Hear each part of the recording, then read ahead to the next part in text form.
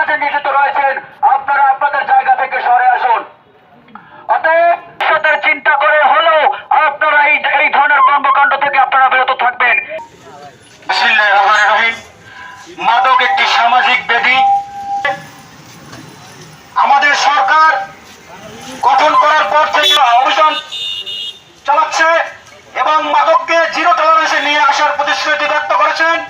তারই ধারাবাহিকতায় যারা এই রাষ্ট্রীয় অপরাধে জড়িত রয়েছেন, এই যুব সমাজকে ধ্বংস করার গড়ে তোলার জন্য সহযোগিতা করুন। আমরা সকলে মিলে এই যুব সমাজ মিলে এই যুব সমাজ চাইলে তারা পরিবর্তন করতে পারে।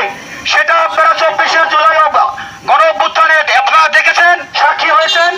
তো আমি চাই এই কলাপাড়ায় আমরা যারা যুব সমাজ রয়েছি, যারা তরুণ রয়েছি, তারা সকলে মিলে এই মাদকের বিরুদ্ধে আমরা জিরো টলারেন্সে যাবো। আমরা কেউ মাদক সেবন করব না। কোনো মাদক যারা বেচা কিনা করে তাদেরকে ধরে আমরা সকলে আইন হাতে তুলে নেব না, আমরা আইনের হাতে সোপর্দ করে দেব। আইন তার বিচার করবে। মাদক এর বিরুদ্ধে এই মাদক একটা পরিবারকে ধ্বংস করে, একটা সমাজকে ধ্বংস করে, একটা জাতিকে ধ্বংস করতে পারে।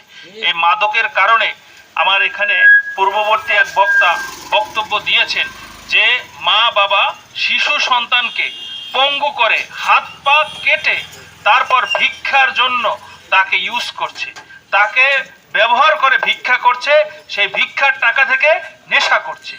আমরা মানুষ কত বড় খারাপ হতে পারে এই মাদকের নেশাগ্রস্ত হয়ে আমরা এ থেকে শিক্ষা নিতে পারি। আজকে আপনি দেখছেন এই মাদকের নেশার আসক্ত হয়ে কত নারীর সংসার ভাঙছে, কত মানুষ তার দেখা যাচ্ছে যে অনেক সন্তানের ধারা এই মাদকের কারণে বাবা মা লাঞ্ছিত হচ্ছে, ছেলের হাতে বাবা খুন হচ্ছে, মা খুন হচ্ছে ছেলের হাতে, মেয়ের হাতে মা খুন হচ্ছে, বাবা খুন হচ্ছে। আমাদের জাতিটাকে ধ্বংস করে নিয়ে যাচ্ছে, ধ্বংসের দিকে নিয়ে যাচ্ছে। তাই আমরা সবাই মাদককে না বলে সামনের দিকে আগাবো এবং চম্পাপুরবাসীর এই উদ্যোগ, চম্পাপুর যুব সমাজের এই উদ্যোগ আরো বেগবান হবে।